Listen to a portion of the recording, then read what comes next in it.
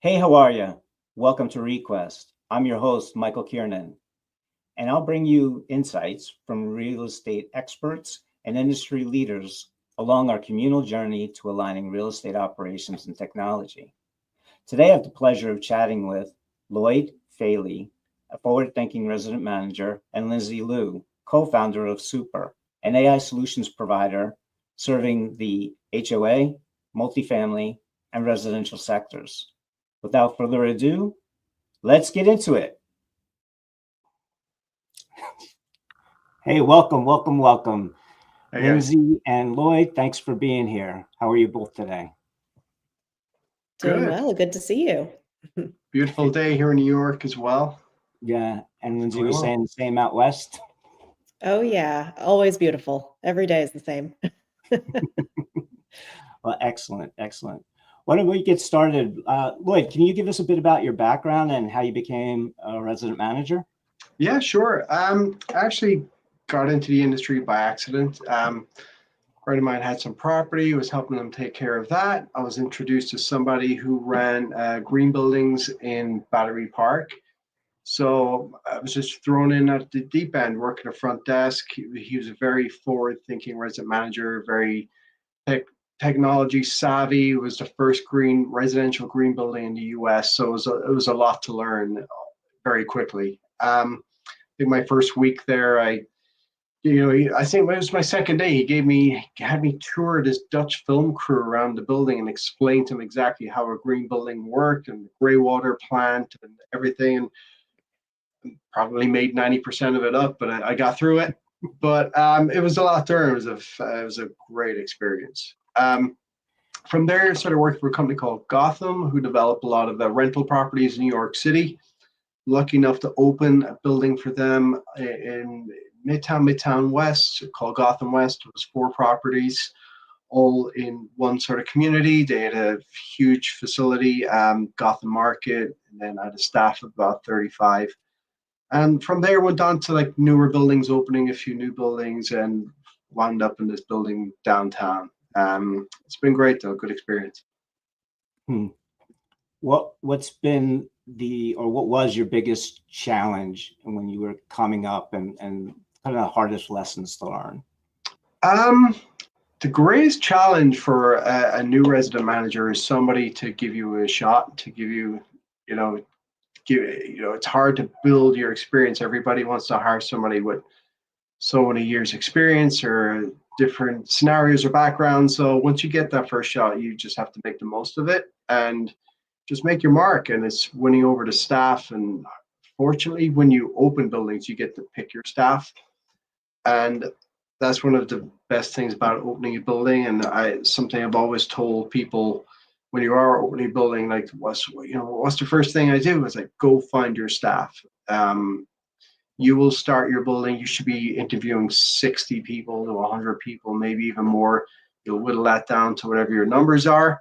And guess what? After you hire them, 50% of those guys are going to leave in 6 months. So you really have to search far and wide. And it's as simple as going to your local Starbucks. You meet the friendly, go, well, that's going to be a great concierge here. Things like that. Just identifying people who are strong people, pleasers, and.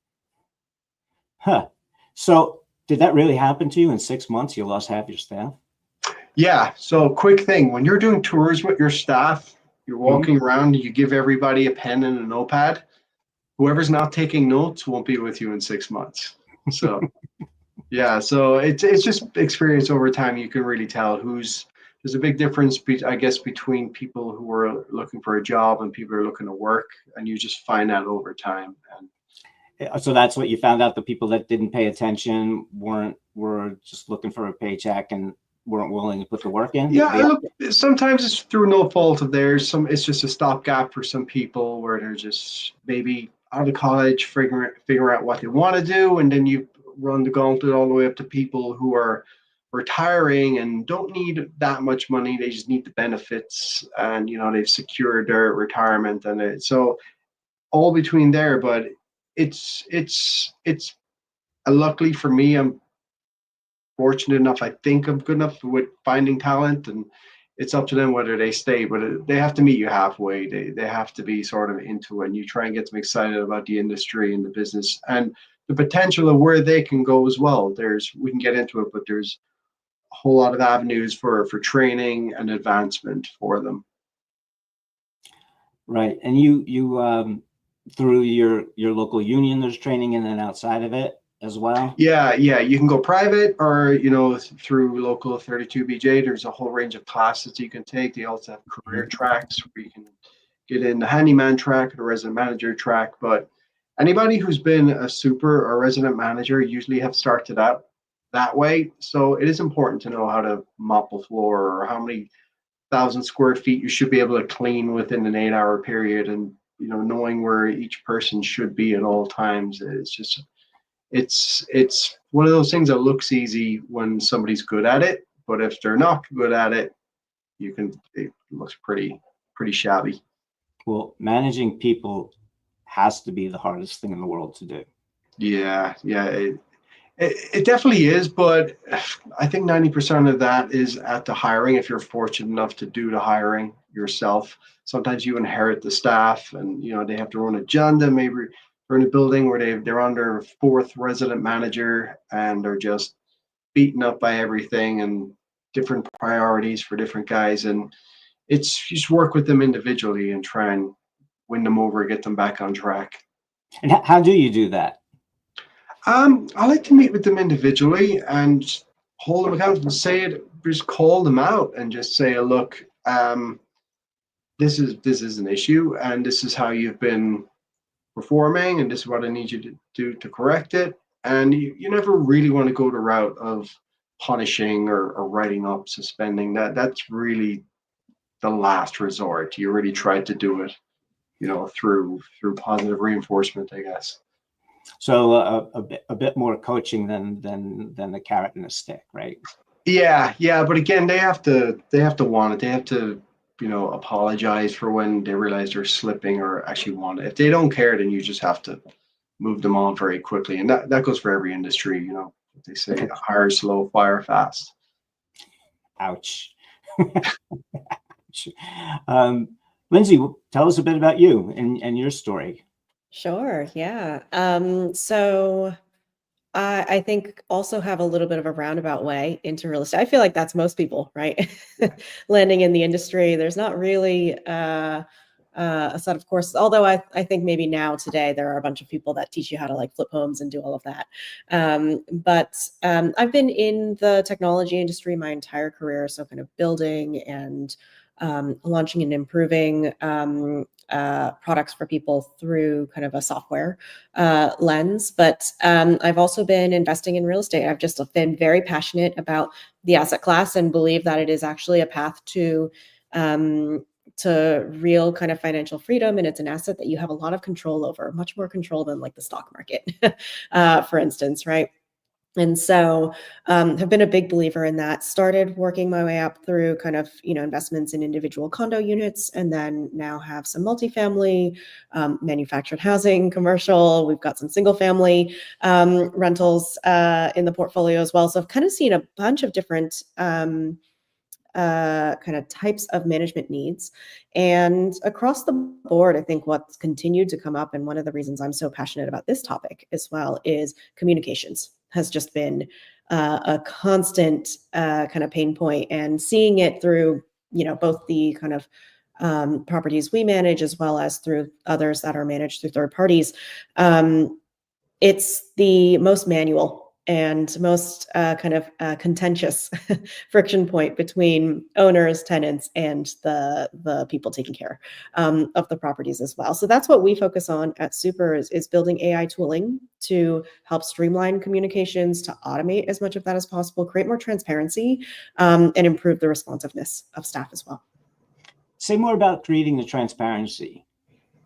Yeah, I think, for communications today, a lot of it ends up in either an individual's kind of, let's say, their inbox, right? Whether that's an email inbox, their voicemail box, their text messaging, right? There's a lot of places where that communication trail becomes very one-to-one, which makes sense, right? in the industry, you often need to reach an individual person for an individual type of issue.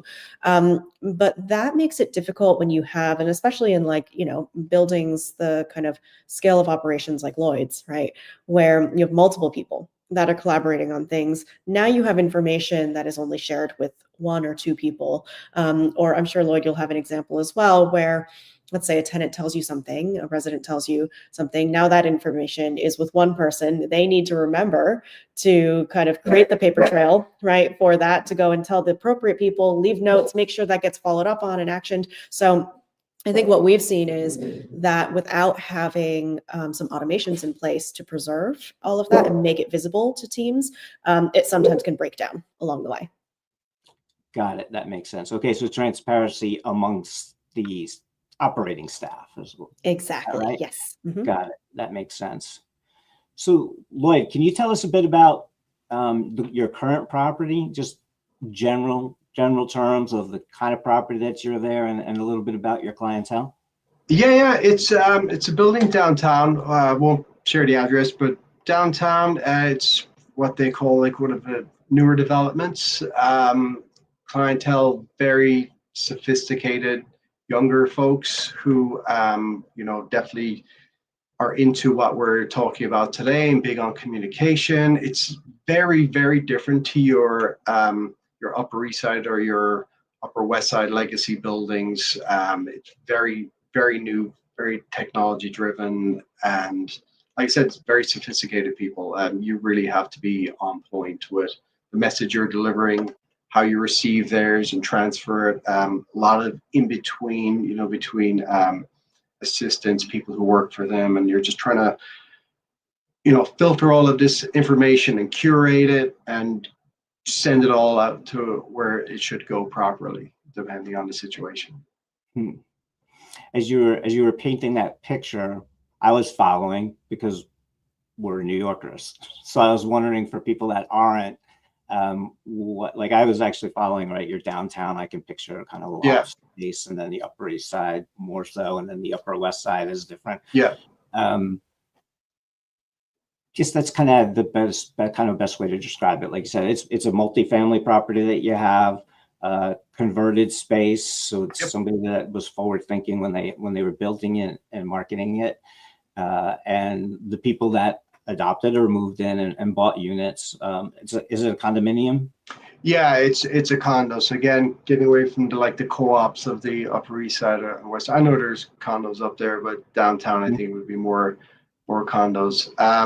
Okay. Yeah, it's a very marketed towards privacy, and that's where a lot of people. It's a very nondescript looking property. If you're to walk, you could miss it if you walk by, and it's very deliberate. It's also in a landmarked area, so that is also, you're not going to be able to make too many changes to the exterior. But it's, smart, sophisticated people value their privacy, and so the staff we try to hire for that. I have a staff of around 20. We have a valet team, park cars and whatnot, and go retrieve cars for people. So again, with your sophisticated clientele, you're hiring staff that can cater towards that.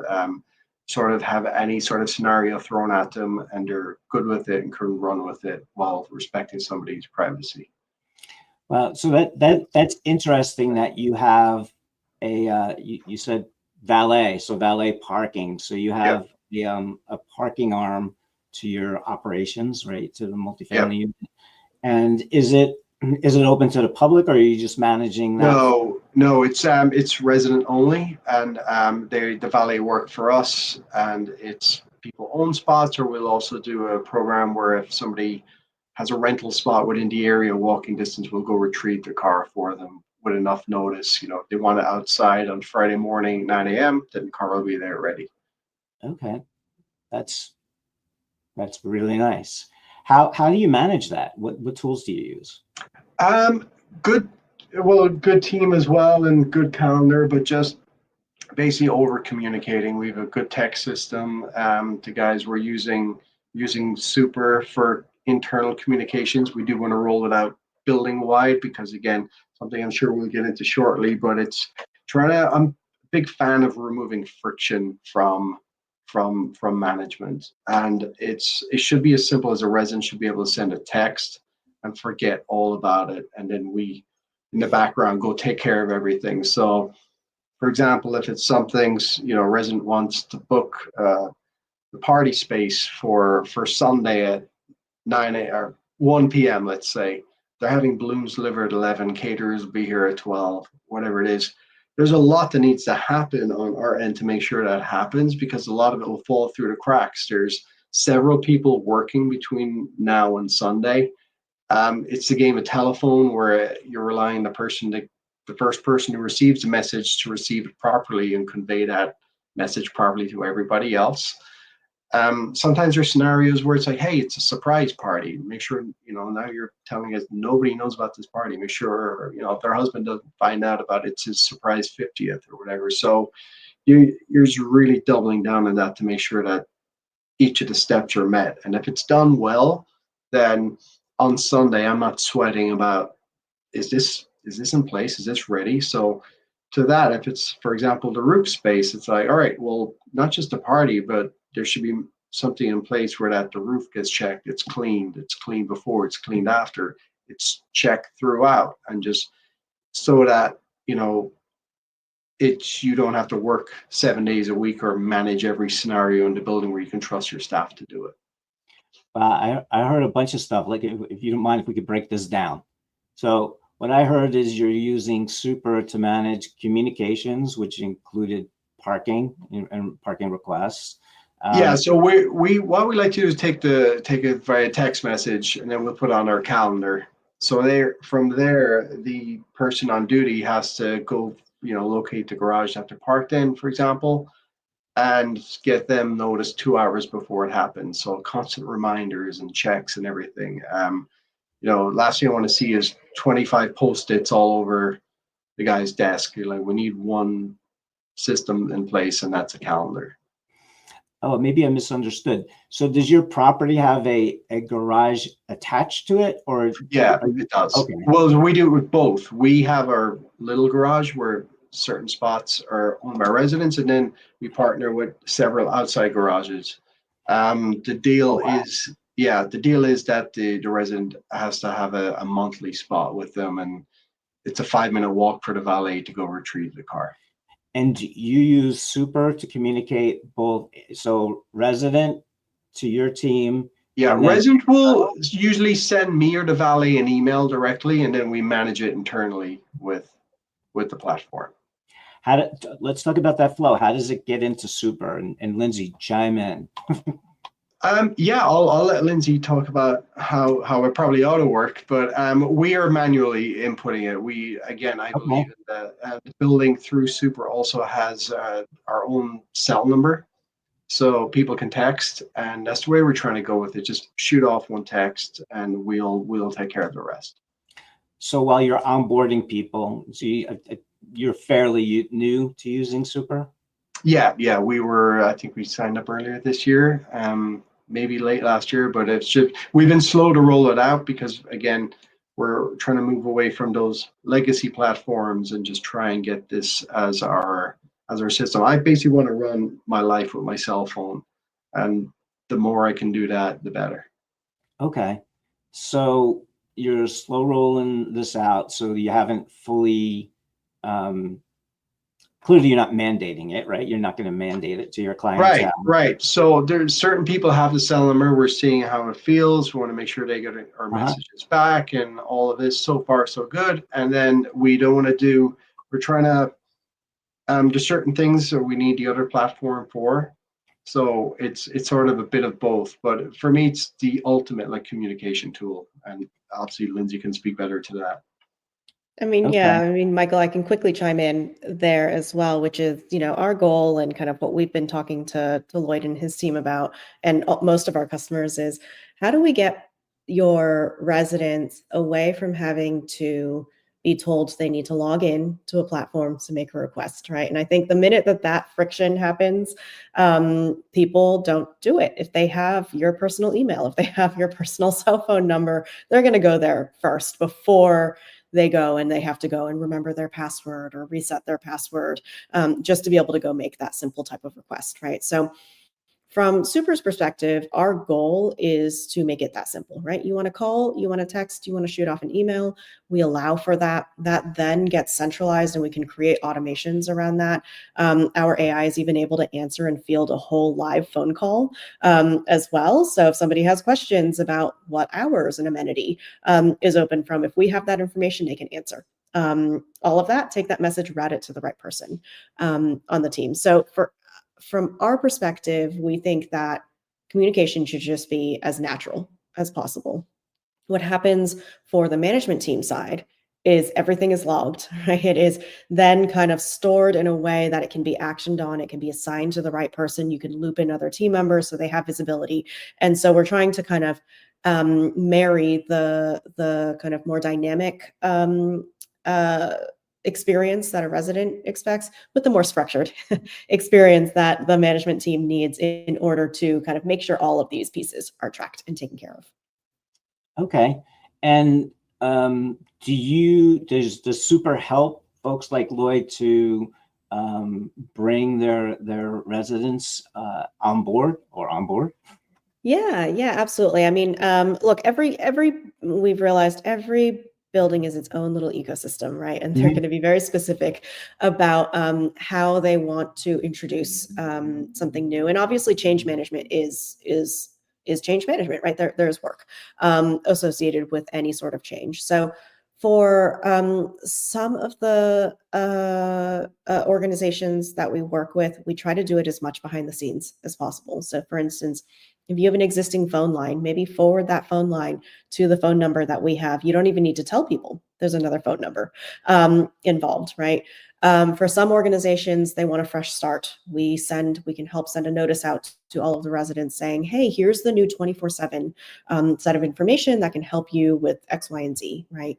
And then for others, there's some hybrid rollout that we can do along those lines. So, we try to be as respectful of kind of what the optimal workflow is, because I think to the other theme of this conversations, the internal operations is a big lift, right, for these properties to make everything function well. You have to make sure. I always think like, the optimal goal for us as a tool is it shouldn't be the tail wagging the dog. It shouldn't be the tool telling you how to do the work. It should be the other way around, right? And the tool is meeting you where you are. So those are the kinds of things that we at least aspire to deliver for our customers. Okay. So is it fair to say Super kind of enables a kind of a centralized communication pipeline from residents to the operations team and to the appropriate person on the operations team?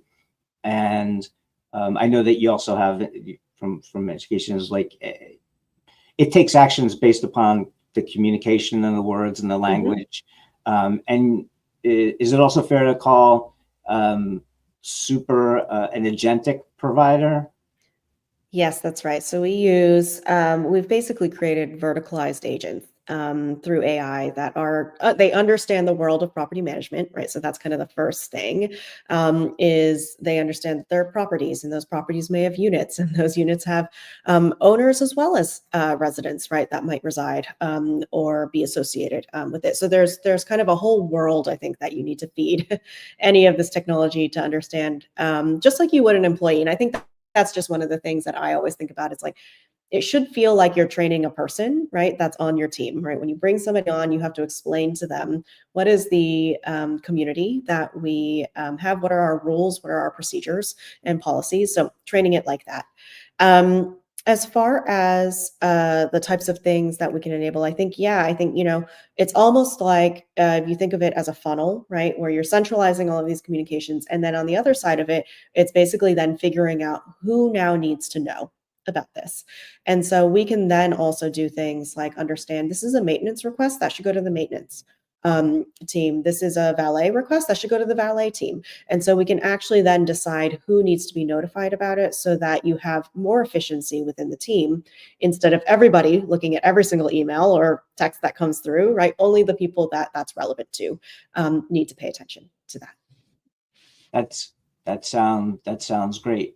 So Lloyd, what's when you said you're manually entering it into Super, so good that it's getting in there, but how are you doing that? Are you forwarding the email? Yeah, so Concierge, we're all using the system. So as long as the message has been delivered to us, we take it from there, create the calendar event, Mhm. add it in there, and then we just follow up with each other to make sure everything is getting taken care of. I mean, to to Lindsay's point, it really is a great point. Where what I like about Super was that it was born from the solution was needed, and it wasn't that the product was invented and now let's just go and sell it, because it filled the gaps of other products, and it also didn't include a lot of the noise that I don't need. So as a manager, there's a lot of products out there we can use. I mean, you probably know all of them yourself, Michael. Between MRI, you've got building engines, you've got very high-end versions of like AVS. You've got things that are just overkill for what you need. So this strips it all down, and it's as simple as, I mean, Super has the ability to. I think you used to be able to do polls on it at least. So I mean, one of the things I've seen in with this is sometimes it's hard to get, your board to find a date to do something. So it's 12, 15, 20 something emails later, and your property manager would follow up. What date is it? Like, I don't even know. I have to go check through all these emails. Oh, they finally decided on this date. And that's time that for all of them as well. I mean, these are a board in a condo or co-op are volunteering their time, and they're all very busy, successful people. The last thing you want to drag them downward is a 27 email chain that you're not even sure if it was resolved. So you can funnel all that through Super and just get it like resolved pretty quickly. It's hard to move over. People are still on emails, and Oh, the inefficiency of that will always exist. But at least on the back end, at least for us, we can move things along very quickly. so how is that addressed, Lindsay? I mean, you've got a Yeah. phone number, but how do you address that with Super? So for emails, I think I think I have a point of view here, which is it's going to take a long time for email to go away. It is just so right, like for many of us, and maybe with future generations that starts to shift, but for many of us, that is where the work gets done, and especially for board members, right, people that are busy professionals in the rest of their lives, it's the easiest way for them to kind of have a space where they can communicate. I remember, I've been on 3 boards through the different kind of properties I've been in. And I used to give the example to my team of like, here's an example of an email chain that's 127 emails long, right? It spans 8 months, one topic all the way through. And now we're on like, a totally different topic. And then at the very end of the email, there's one example I gave her. The last one was me saying, did anyone schedule this? No responses. Right. And I think that's just, that is something that's a really hard behavior to shift away from. So our point of view at Super is we don't want to tell people what communication tools they should use. As long as there is a way to organize it, keep track of it, and make sure there's an accountability trail for that, right? And I think that's kind of the way that we think about this is you're not going to be as successful if you force people to say you need to adopt this brand new thing. If people have been using email for 20 something years, it's how they've managed their entire board, right?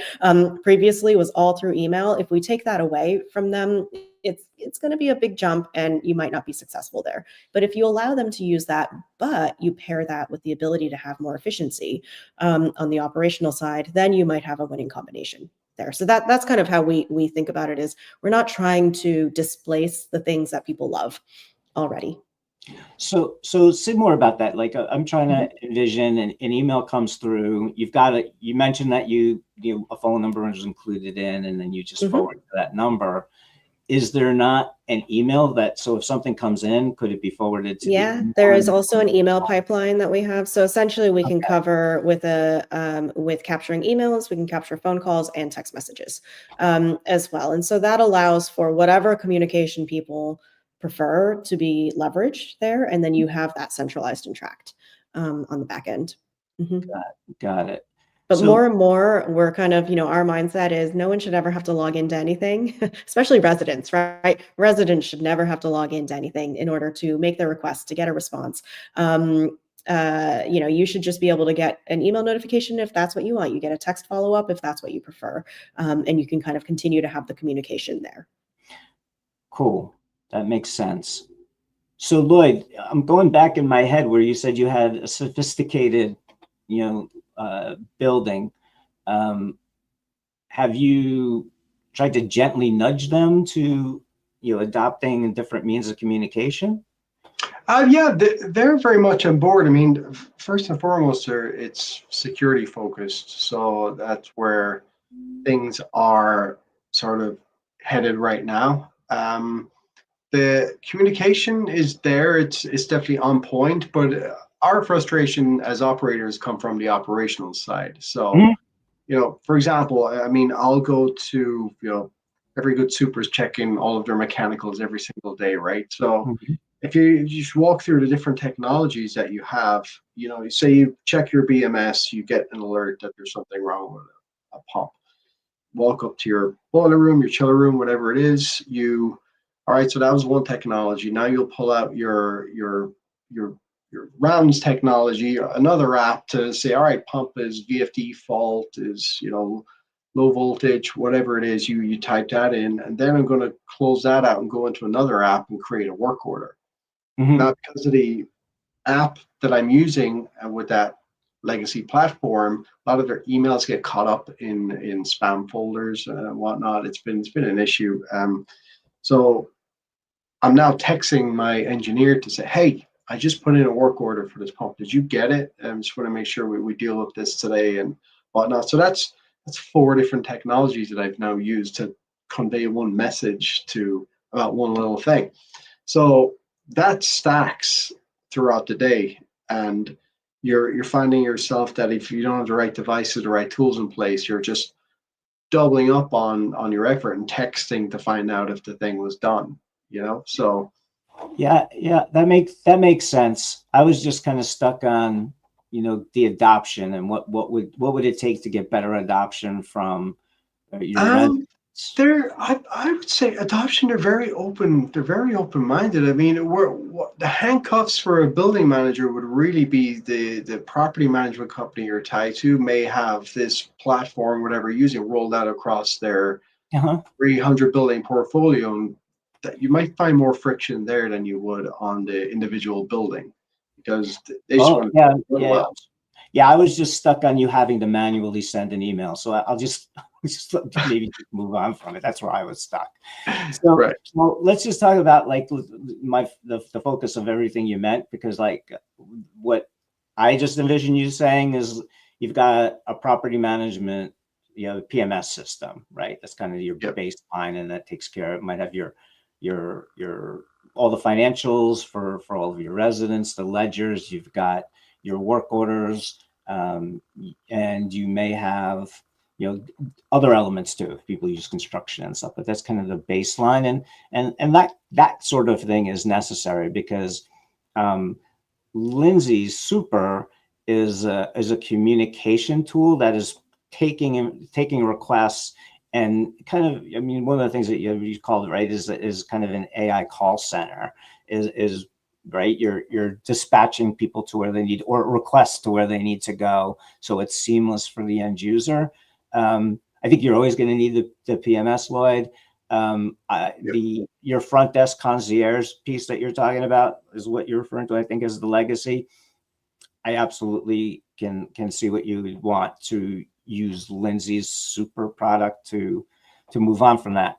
Yeah, when you got a legacy system that it's got great for package tracking, pretty good at broadcast announcements, and pretty good at residents being able to have a community and that sort of thing. There's benefits to that, but if it hasn't moved forward since the product was released, and it doesn't have the intelligence, right? The AI intelligence that Lindsay's product does.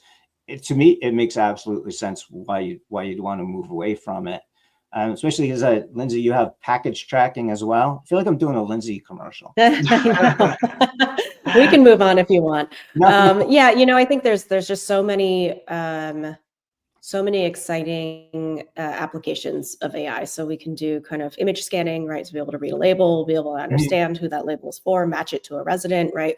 But there's a lot of really exciting things in the pipeline there. And I think just to build on the point that you were making, Michael, is that, when you're dealing with, I think in this space specifically, there is a lot of legacy technology, even the property management and the accounting systems, right? Mhm. Those systems of record, we're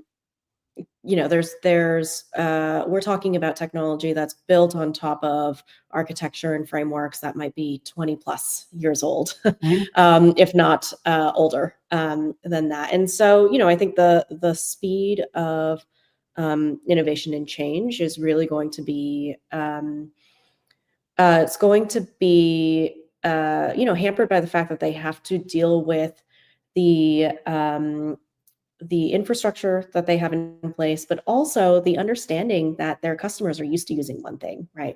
I give this example a lot, which is like the Amazon product page, right? The one where you go and you buy that's the page that they make the most money on. It's probably one of the most profitable pages on the internet, right?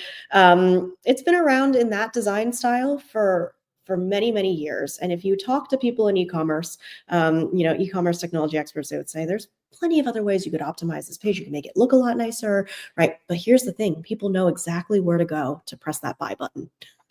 And so it becomes very difficult when you have a legacy technology to implement change as a result, because you're like, oh man, if I change that one thing, then everything's going to plummet for a bit. And for me to take that risk is not worth it, right? Everybody knows where to go to log in to this thing. I can't change that.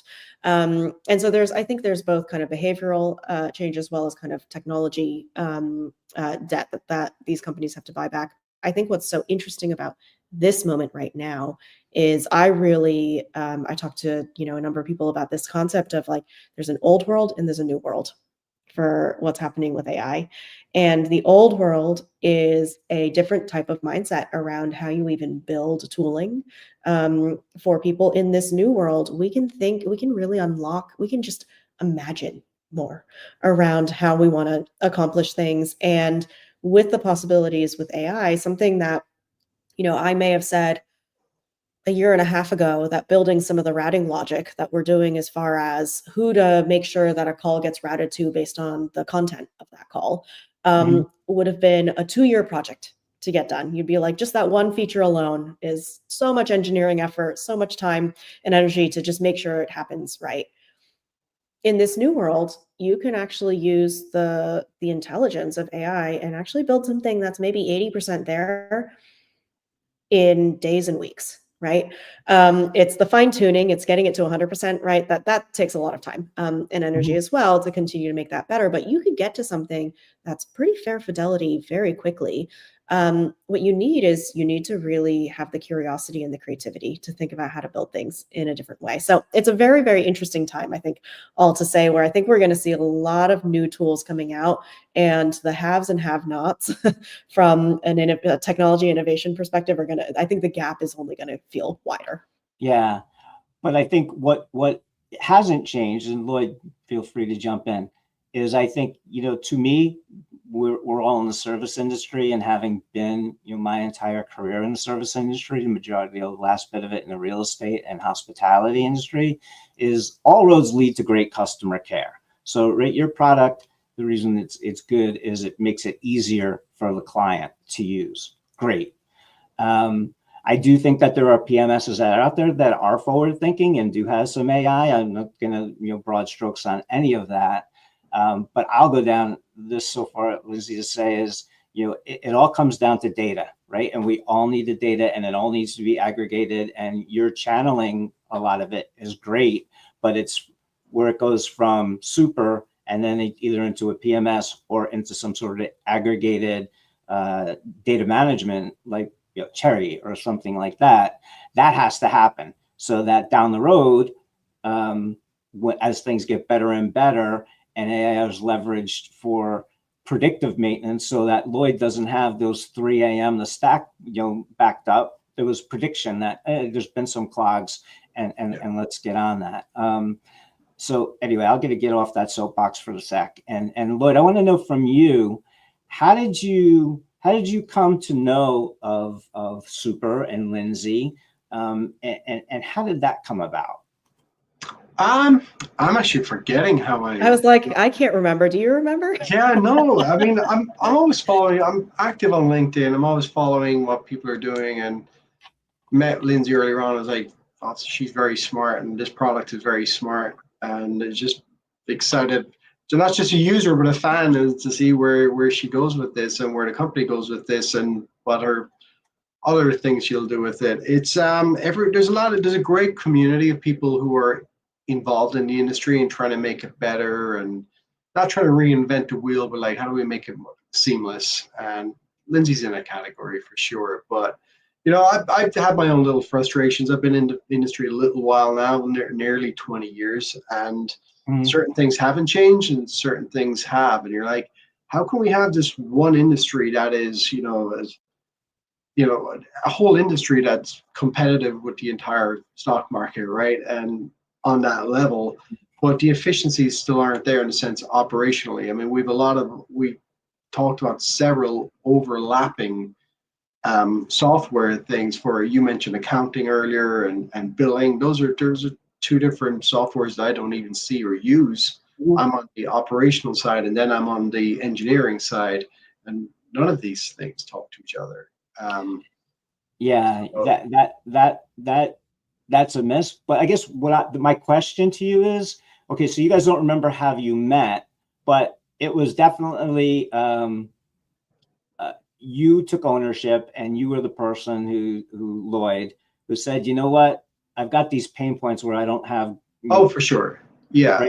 Communication. So say more about that. Yeah. So Lindsay's background was, as she mentioned, was operations and frustration as an investor, and those are the people you want to talk to. It's if you're dealing with people who are inventing product. I mean, I'll give you an example. I've met several people who invented products for the industry that it just made no sense. So I was like, why did you come up with this? Who did you talk to? Why did you spend God knows how much money on this, but the amount of hours that you did, I was like, these are the three reasons why it won't work. And you only need one. Is because you overlooked the privacy feature of this. No, I can't give out any phone numbers from this building. And the product required their interaction with the product. So like that was a huge oversight on your behalf. So again, it comes back to people inventing products to solve problems or people inventing products to sell. The industry is there. Let's just throw it out there and see what happens. And the people who are in tune with that are the ones who are going to succeed. I mean, getting back to our communication thing earlier about the legacy platforms and whatnot, a lot of their emails don't make it past firewalls of some of the residents that I would have, because they just so happen to be using their work emails, for example, or there are people who are just have a very sophisticated system for themselves personally. And so those are important emails that they sometimes may not get. And it sounds silly, but as a building operator, I might be telling people I've got window cleaners dropping down the side of the building, close the shades of your bedroom. If they don't get that email, then I'm in for a horrible phone call later. And what I go back to, I sent the email, fine, it covers you, but somebody's upset now. No. Trust and verify, right? Like you trust and verify. So what I'm hearing is, it's been on your shoulders to bring tech into your property and to leverage that, and grateful that you've met Lindsay and you're going to continue to leverage more and more of her product or her team's product, which is awesome. But you, as your group, right? Your resident managers, I imagine, get together on a periodic basis, maybe monthly or quarterly, and you talk about various things that are going on in the industry. Maybe you're talking about like pain points that are going on, or new local laws, or whatever the case may be. But they're all kind of operational, meaty things. During those conversations, do you ever bring up your pain points?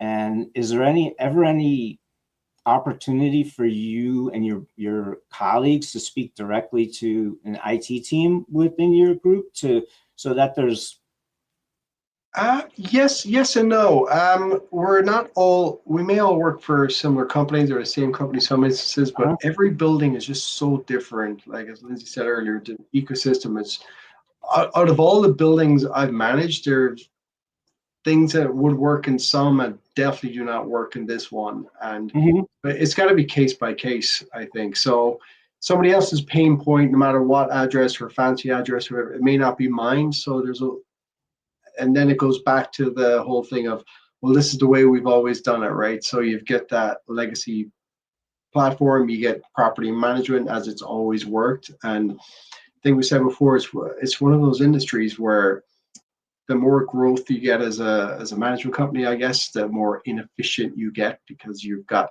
X amount of managers. Now you're just saddling your top managers with more buildings, and you create the system where you bring in junior people underneath who are just keeping their head above water. And it's the resident manager or the manager at the time is leaning more on their board or their building residents to get involved with the technology. Yeah, that's be really candid with you. That's a shame because, even though properties are all different, you've got different personalities, you've got different infrastructure and architect, all of that. You're absolutely right. But there's still baseline things that work for everybody. And the reason that I think it is really kind of critical that the voice of operations meets with the ears of the technology team is there may be technology that's already in your corporate stack that can address your issues. Conversely, there may not be, and it may be an opportunity for your team to have a voice onto, here's the point, and this is what you need. You very, very eloquently said where you were talking about some folks that had pitched you ideas that they thought would work in the real estate world, and you were like, no. You had shared a story with one time of somebody who invented a means of tipping, right? Like it was going to be a tip app, and you're like, no, we don't ask for tip. But the point is, that, and you have that knowledge, and you have the building operations knowledge and your people knowledge, and that voice needs to be heard so that the folks in tech can bring you better stuff. Lindsay's product is really, really great here on creating this communication funnel, but it's not doing a full work order, right? It's not going in and that data isn't being stored so that you have that later for a little bit ironic, right? Because the little irony is like that data is needed for more AI down the line of having predictive maintenance. So it really is critical to have those conversations. And I'd encourage you to just pitch it to your boss. Hey, I'd really like to sit down and see what we could do, because I think that there is umbrella stuff that makes sense.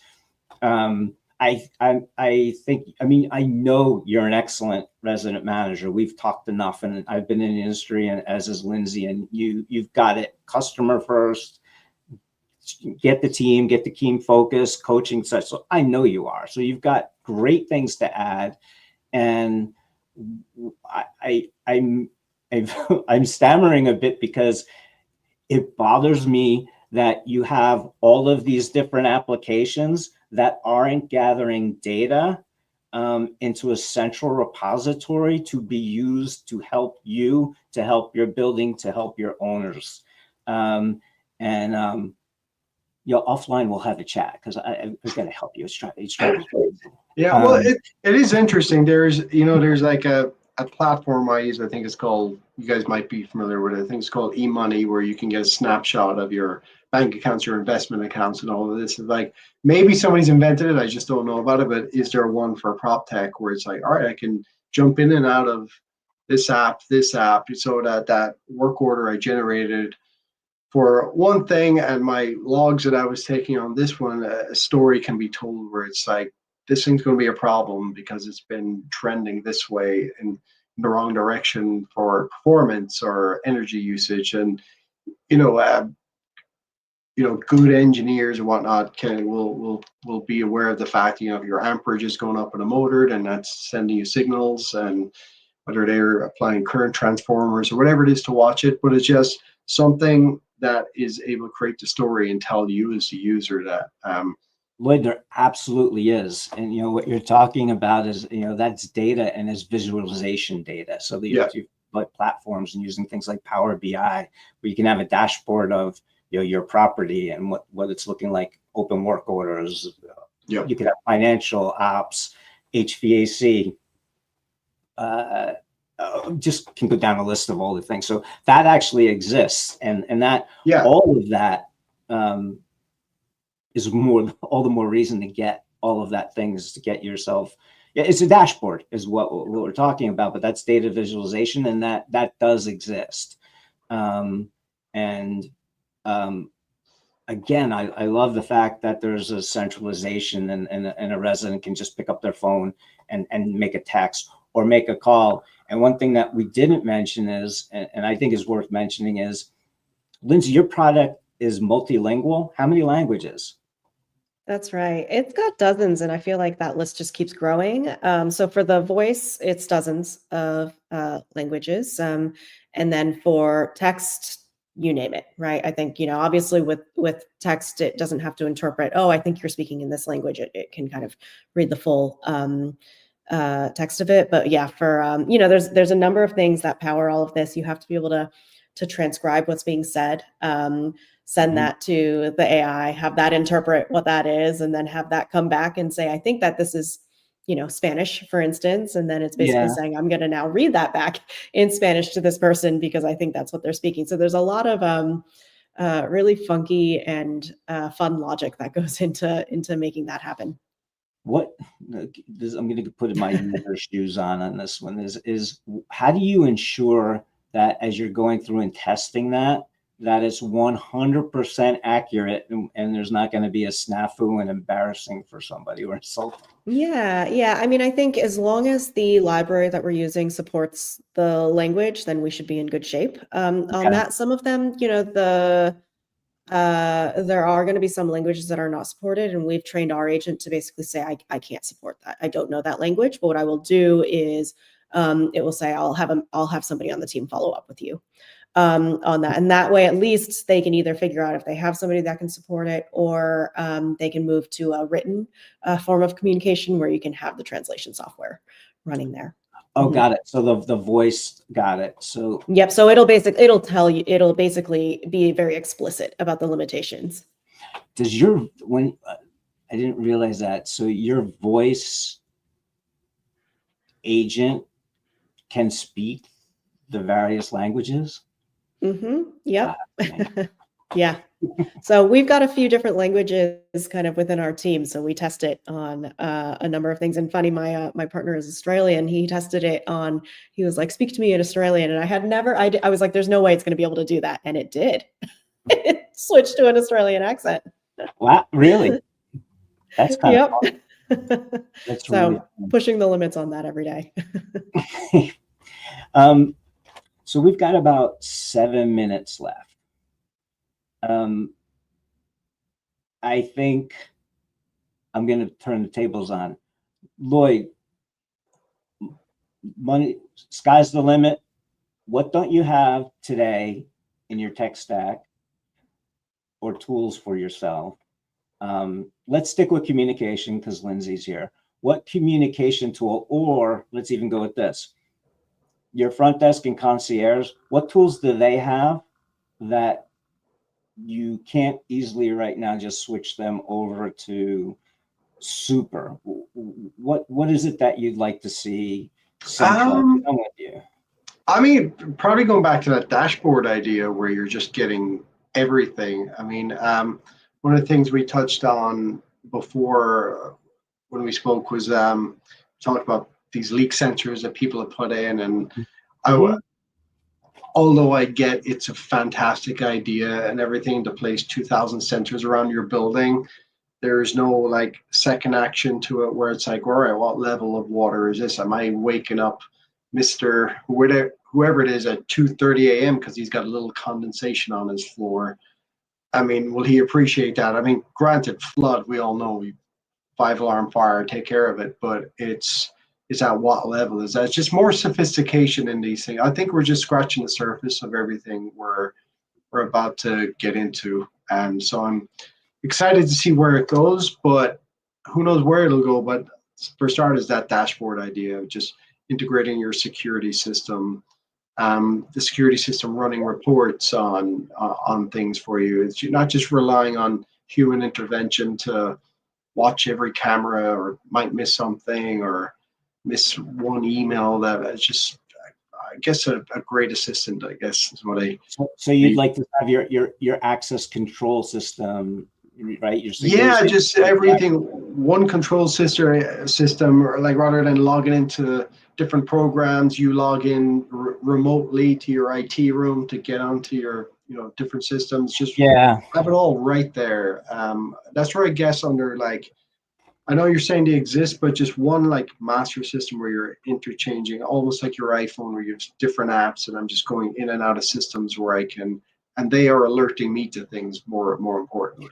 So your dream is to have a single sign-on platform and get to everything you need. Yeah. I think it makes absolute sense. I think there are companies doing it. I mean, I mentioned like ETS and guys earlier, but I guess,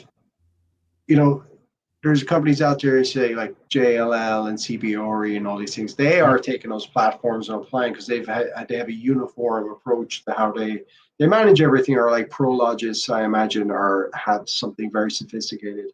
Where we fall off is that we're individual buildings owned by individual corporations or LLCs and things, and there's a basic management application applied to how we run these buildings, but then within that application, there's individual buildings with their own needs. So some people don't have door automation, they don't have staff, they have different challenges to the guys with the 80-story towers and multiple entrance points and things. So it's just getting it across that line where we can have that collective bargaining or whatever collective purchasing power where we can take these technologies and buy them individually and apply them to our own buildings. And I think you can, and I think you can still have variation in what tools meet different groups or different properties. But there's also baseline systems that'll have APIs that you can work to connect, and or like we talked about, of like platforms that kind of sit in and sit as kind of the middleware for bridging that gap. So those exist. Yeah. Lindsay, what do you think? What's your dream for Lloyd? I think one of the things that we are thinking heavily about is that concept of can every staff member have their own like personal assistant, right? And one of the things we've been working on building out is actually we've got agents that you can teach to use other software platforms. So that's been an interesting way to think about, right? Having essentially AI assistants that can have logins to things, that can go and gather information or go and push information into places so that you don't have to go and do all of that manually. But that allows you to do so in a way where even if that system does not want to share their data, even if they don't have an open API, even if they don't allow you to easily access and kind of share that information, is there a controlled way that you can actually have some of this work? And so I actually think we're not, that's not too sci-fi of a future where you could go train a personal, each team member could have their own personal assistant. You train it on 5 different pieces of software that you want it to use and the actions that you need them to take in the workflow, and it can take it from start to finish. So I'm very excited about the opportunities to just keep building on those types of things. And that's like kind of what we see is like the communication is often the entry point to that, right? It's the intake for how you learn about the thing. Now there's usually, maybe there's 2 to 3 more steps that need to take. How do we kind of keep pushing down further down the funnel? Wow. That's good. By the way, I was reading an article today, and I think it was by Microsoft, and they actually call those organizations frontier organizations or something like that, where it's going to be people and agentic staff, and you're responsible for your agentic staff, but that's throughout the organization. I think That's amazing. But we're out of time again. Goes by so quick. Goes by fast. Yeah. Thank you very much, Lloyd and Lindsay, and thank you all for joining us today on Request. I hope that you enjoyed and got something out of it. And please feel free. I've got up on the screen, there's Super's URL is in that QR code if you want to check out what Lindsay has to say. Lloyd is on LinkedIn, and he'd be happy to talk to you if you'd like. Well, maybe. If you've got a good idea. Yeah, cost you a coffee. Bring them to Lloyd. Thank you all. Peace. Thank you, All right, guys. thanks, Good seeing you Michael. both. Have a good one. Bye.